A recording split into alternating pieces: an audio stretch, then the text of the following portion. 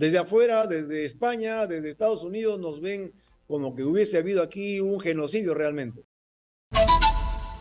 Nosotros nos vamos a ir en una comunicación vía Zoom con Otto Gibovich, ex comandante general del Ejército. Muy bien, bienvenido, ex congresista también, ex congresista Gibovich. Hola Karina, buenas tardes, muchas gracias por la invitación y un saludo cordial a toda tu audiencia. A tus órdenes como siempre. Muchas gracias por estar aquí.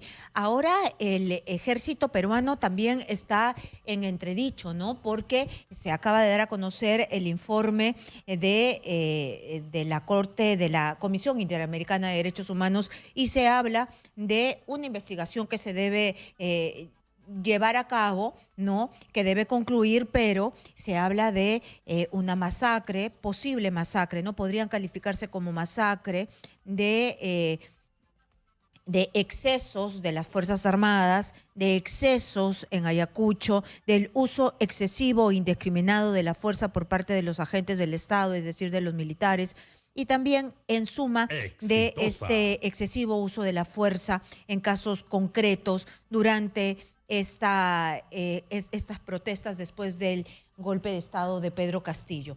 ¿Usted qué cree al respecto de todo lo que ha escuchado y lo que ha podido leer sobre las conclusiones y recomendaciones de la Corte Interamericana? Comisión. Sí las he leído, Karina, y es preocupante y hay que rechazar, ¿no? Hay que rechazar, sobre todo, hay aspectos, por ejemplo, donde hablan del uso desproporcionado, indiscriminado y letal de la fuerza. Y cuando hablan de Ayacucho, por ejemplo, piden que se haga una investigación, pero con enfoque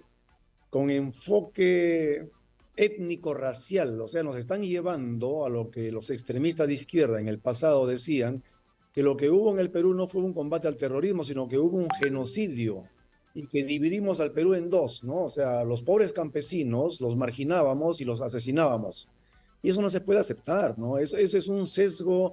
Prácticamente están repitiendo lo que muchos de los asusadores de las marchas a partir del 7 de diciembre dijeron en el Perú. Eso decían. Hablan de la polarización entre Lima y las regiones. Y eso, o sea, eso está totalmente desfasado. Si hubo una diferencia entre Lima y las regiones fue hasta el año 2001, 2002 en que empezó la descentralización y la regionalización. Hoy día las sedes de las regiones son tan fuertes como lo es Lima para el país. No me digan que Puno no tiene presupuesto, o que Ayacucho no tiene presupuesto, o que no tienen las capacidades para desarrollar a su pueblo. Pero eso es parte de una narrativa, Karina, para confrontarnos, para enfrentarnos entre provincias y la capital. Cuando la capital está lleno de provincianos, yo soy provinciano, yo he venido de provincias y no me siento ni discriminado ni marginado. Entonces, esa narrativa tóxica de enfrentarnos a los peruanos, de alguna forma está plasmada en este informe. Yo rechazo tajantemente que se hable del uso indiscriminado de la fuerza. Eso no es así. Eso no es Muy así. bien, Tan es así, fíjate, Karina. es bueno tener la mirada de un ex comandante general de las Fuerzas Armadas, porque también nos hace ver el lado que ustedes han tenido que soportar y que también nosotros hemos visto, ¿no? Es decir, nosotros no vimos solamente cuando lamentablemente hubo las muertes, sino también vimos los ataques a las Fuerzas Armadas, los ataques a la policía, lo que pasó aquí en Lima, los ataques a los aeropuertos. Entonces, usted me dice también algo más, es decir, la ideología, es decir, que han revivido ideologías que ya la han visto ustedes antes. Es decir, esto que nosotros aquí hemos criticado mucho, que hizo Aníbal Torres y Pedro Castillo, es tratar de dividir muchísimo, y esto se dio antes del autogolpe y después del autogolpe, ¿no? Dijeron que iban a correr ríos de sangre. Exactamente, Karina. Por eso digo, es parte de una narrativa. Pareciera que muchos párrafos del informe de la Comisión Interamericana de Derechos Humanos, lamentablemente, hubiesen sido copia fiel de lo que dicen los asusadores de la violencia. Porque aquí hay protagonistas, hay activos, hay operativos pero hay gente que has usado, ¿no? Y que no son pues ni campesinos ni provincianos y están en la capital y están en el Congreso o estuvieron en el Ejecutivo. Usted ha mencionado Aníbal Torres, la misma señora Betsy y muchos otros asusadores de la violencia que buscaban polarizar y enfrentarnos entre peruanos y lo consiguieron en un Exitosa. momento, ¿no? O sea, lograron enfrentarnos entre el 7 de diciembre y parte de enero con movilizaciones que ya estaban preparadas. Esos benditos gabinetes descentralizados, ¿no? Ese consejo de ministros descentralizado era para asustar a la población. Y entonces, si hubiésemos continuado con este régimen, imagínense lo que sería en este momento el Perú, estaríamos totalmente enfrentados y posiblemente estaríamos cayendo en el juego que ellos pretendían, ¿no? Y entonces, lo que ha habido aquí, por ejemplo, si nos remitimos a lo pasado en Puno, ¿cómo podríamos hablar del uso indiscriminado de las armas? Esos soldados inocentes, esos 6 soldados que murieron ahogados en el río cuando estaban cruzando las aguas y los agarraron a hondazos. ¿Usted cree que si hubiese sido cierto lo que dice la comisión, el uso indiscriminado de la fuerza, no habrían podido sacar su fusil y defenderse? No es así, esto es una falsedad, es un sesgo absoluto. Yo quiero remitirme a la década de los 80 y referirme a una persona que yo creo que merece el respeto de todos los peruanos por su memoria. El propio Belaúnde Terry, cuando era presidente y le presentaron un informe de Amnistía Internacional, lo rechazó y dijo que esto va a parar al tacho de basura, justamente por los sesgos. Por los sesgos, y ahí veo que entre los relatores que han hecho este texto de 113 páginas, hay una peruana que no sé qué visión, ¿no? Y además, fíjate que en este mismo informe mezclan varias cosas, hablan de proteger a la Defensoría, hablan de que se abstenga el Estado peruano de hacer reformas electorales, ¿no? Que afecten la autonomía y la independencia del jurado electoral. O sea, ¿de qué estamos hablando? O sea, somos un Estado soberano y tenemos el derecho a hacer las reformas que estimemos pertinentes para una mejor marcha del país, para un mejor funcionamiento del Estado peruano. Entonces ellos prácticamente nos están diciendo que no hagamos reformas políticas. Y también obviamente hablan de la Asamblea Constituyente, hablan de que el pueblo quiere nuevas elecciones, pero no toquemos al Jurado Nacional de Elecciones, no hagamos reformas electorales, no hagamos reformas políticas. Entonces yo no le creo, yo particularmente creo que este es un sesgo absoluto, y en particular cuando se refieren a las Fuerzas Armadas, que conocemos perfectamente cómo deben utilizarse y cuál es su rol constitucional, pues aquí están tergiversando y nos están tratando de engañar al común de la gente. A nosotros no nos van a engañar, porque nosotros sabemos perfectamente.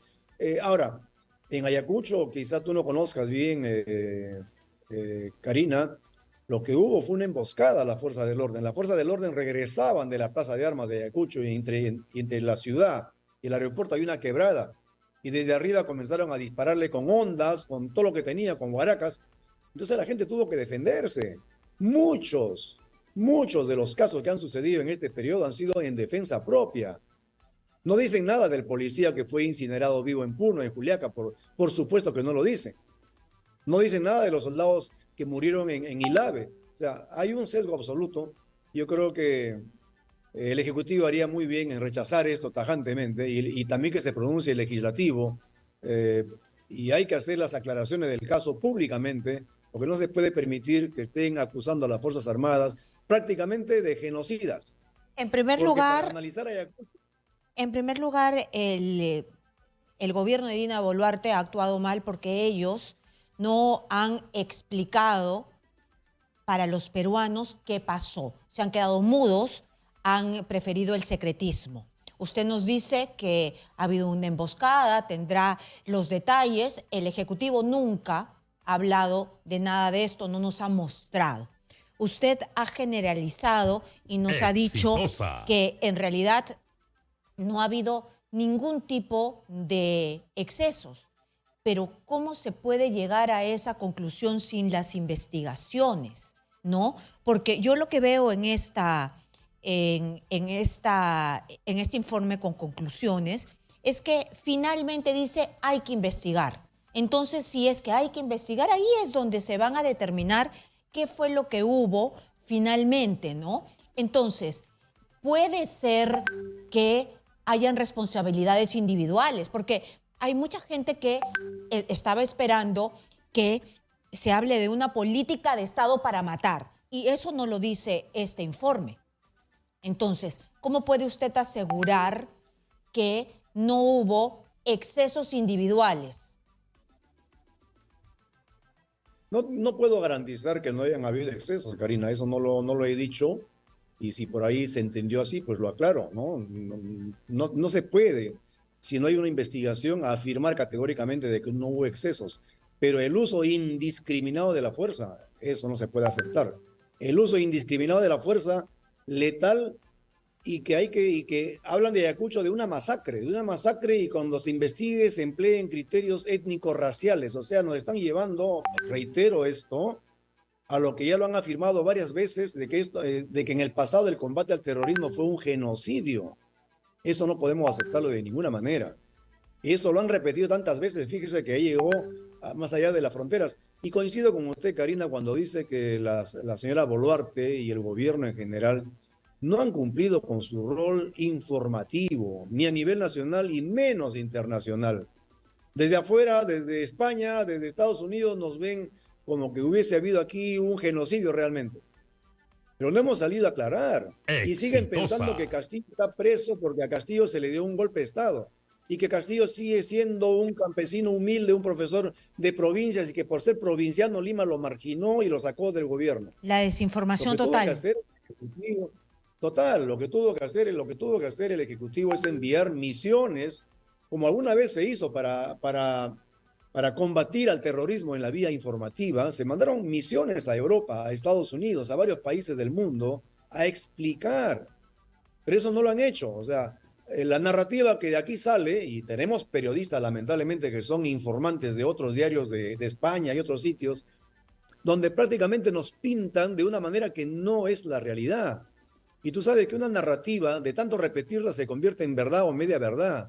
Y lo peor que nos puede pasar es vivir en esta incertidumbre, si es cierto o no es cierto, ¿no? O sea, no hay una aclaración. Entonces aquí tenemos que ser claros y categóricos en aclarar.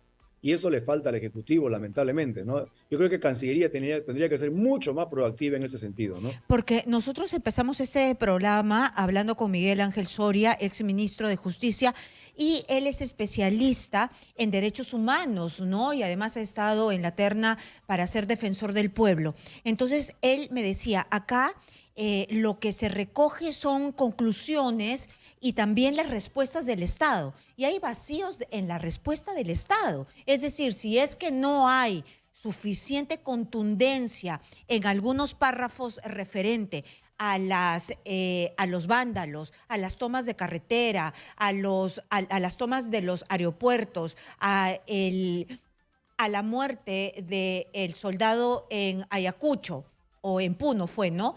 En Puno. Entonces es porque el Estado no ha explicado. Entonces el Estado de Dina Boluarte se ha dejado avasallar, no ha dicho, no ha explicado, sino le ha explicado a los propios peruanos.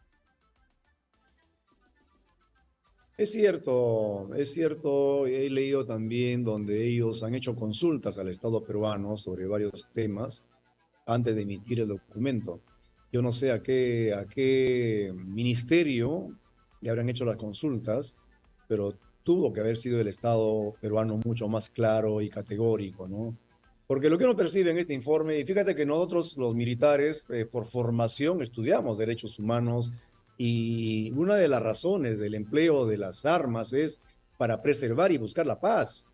Entiéndase que los derechos humanos son de los 34 millones de peruanos y cuando salimos a combatir al terrorismo o a combatir cualquier amenaza, lo hacemos para buscar y preservar la paz que beneficie los derechos humanos de toda la nación. Entonces, que no nos vengan a hablar de derechos humanos y decirnos que somos violadores, como ya nos dijeron en la Comisión de la Verdad, violadores de derechos humanos. Me preocupa mucho este párrafo, piden y exhortan que en Ayacucho, que étnico-racial, porque nos están regresando a las décadas pasadas, donde se nos sindicaba a los peruanos y a sus fuerzas armadas como violadores de derechos humanos y genocidas, porque habíamos atacado solamente a los pobladores del Ande. Eso está muy mal, Karina, y eso no se puede permitir. Entonces ahí de repente las respuestas del Estado peruano han sido débiles o no han sido lo suficientemente claras para que este informe no salga como ha salido. En todo caso, este informe el Perú tendrá que evaluarlo, el Perú como Estado, me refiero, tendrá que evaluarlo y tendrán que hacer las aclaraciones oficiales que correspondan, ¿no? Y Muy obviamente bien, claro. tiene que haber investigación, ¿no? Yo te digo mi impresión de lo que yo he visto y lo que he visto cómo se han conducido las operaciones. He visto el Exitosa. sacrificio de nuestros soldados, he visto la muerte de nuestros soldados, que no debería morir ninguno porque ellos están defendiendo al Perú, están defendiendo a la nación. He No, visto y es la una muerte de palabra y es una policías. mirada muy válida porque usted ha sido ex comandante general del ejército y además también ha estado cuando las papas queman y cuando se ha luchado contra los terroristas que hicieron del Perú un país ensangrentado, mataron a débiles, inocentes, a gente del Ande, a gente de Lima, ahí no importaba si eras blanco, cholo, mestizo, chino, no importaba. Mataban a mansalva indiscriminadamente y obviamente hubo excesos, pero están identificados y han seguido los juicios los militares, pero no son todos. Muchas gracias a Otto Gibovich. Como les he dicho, es ex comandante general del ejército y también ex congresista que nos ha dado su punto de vista.